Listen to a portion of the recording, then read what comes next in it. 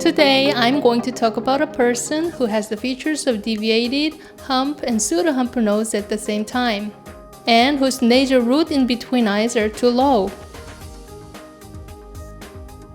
Deviated nose is one of the most difficult parts in rhinoplasty. The reason for this is, firstly, the causes and reasons are various. Secondly, there are problems in both inside and outside of the nose. And thirdly, the nose has a tendency to go back to the original shape during the recovery time. That's why it is one of the most difficult cases of rhinoplasty. I will tell you about the surgical methods, crucial points, and post-operative results of a person whose nose is deviated and has the characteristics of a hump and a pseudo-hump nose at the same time. Seeing from the picture, this person's nasal bone and cartilages are deviated in this shape. Talking about the surgical method, the hump should be removed as a first step. Generally, the hump is removed by using a special instrument, but when the degree of deviation is not that severe, it can be solved by just rasping. However, as this person's nasal hump was rather severely protruded, a special instrument was used to get rid of the hump by osteotomies. After the hump removal, the nasal bone should be narrowed by medial and lateral osteotomies, in which the distance of the shift to each side may differ as the nasal bone is deviated as shown in the picture. That means there will be more shift to the protruded side. The surgical method that I've explained so far is very similar to that of the hump removal. However, when one's nose is deviated, one more step should be added, which is correcting deviation. When one's nose is deviated, mostly his or her septal cartilage is deviated also. In such cases, the deviated part of the midline should be corrected by septoplasty. If not, no matter how well the outside of the nose is corrected, the nose will get back to the original shape in the end. If septoplasty can't fully correct the deviation, septal cartilage should be harvested and spread grafted on the depressed area. Also, if septoplasty is not enough, rotational suture method is applied at the same time, in which lateral cartilages and septal cartilages are rotated toward the opposite side of the deviation. These are additional methods comparing with the hump nose surgery. The picture you are seeing now is the nasal septum. Please take a close look at it, how it looks like. It is nasal septum which takes most influential role in making one's nose deviated. As shown in this picture, his septal cartilages are deviated to the right side. Nose is deviated to the direction in which nasal septum goes. In diverse methods, nasal septum warps and the location and direction of the deviation differ. If the septal base is dislocated from the vomer, it should be relocated to the right position. After that, the septal cartilages and some parts of the bone are removed from the deviated part. On the basis of the deviated format, various methods can be applied to correct the deviated nasal septum.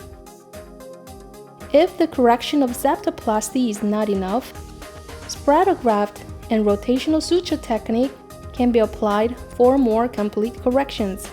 Corrections for deviated nose in general are as follows. Bony osteotomies should be applied when the upper septal cartilage is deviated. When the middle portion of the nose is deviated, septoplasty will be performed. When one's nasal septum is deviated, its outside turbinate will be deformed as well, either to enlarge or shrunk too much. In such cases, there must be a problem in airway, then turbinoplasty can be applied. The corrections for deviated noses are graft, rotation suture method, and nasal tip surgery when nasal tip is deviated. In definition, addition and subtraction is a simple method to correct the deviation when the deviated nose has no functional problem in breathing. The deviated part will be grinded off and the depressed area will be projected by using cartilages, which means addition to the deficient area and subtraction from the severely protruded parts will be made. For most of surgeries, correction should be made as simple as possible.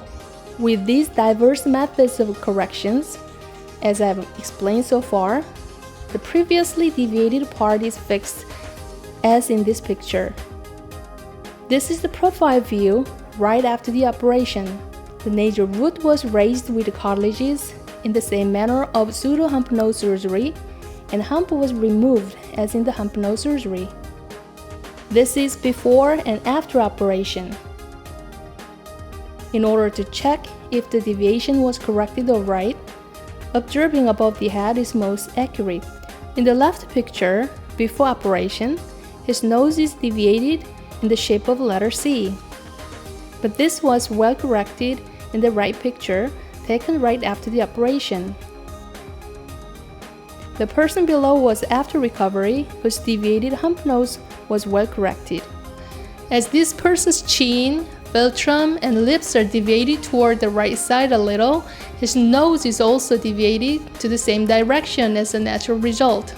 The profile look was corrected by the combination of hump nose surgery and pseudo-hump nose surgery, in which the nasal root is raised and the result is pretty good. This is the womb's eye view taken right below the nose. The deviated part is well corrected and the width of the ala decreased in a great deal through ala reduction. In this video, I explained about a patient who has all the characteristics of deviated, hump, and pseudo-hump nose at the same time. One thing you should remember is that the deviated nose surgery is the most difficult case of rhinoplasty. There are diverse causes of deviation and many tissues are involved. Plus, as not only inner side but also outside of the nose is deviated, the surgery should be performed in both sides. The chance of recurrence is very high. With all these reasons, deviated nose is the most difficult case of rhinoplasty. Thank you.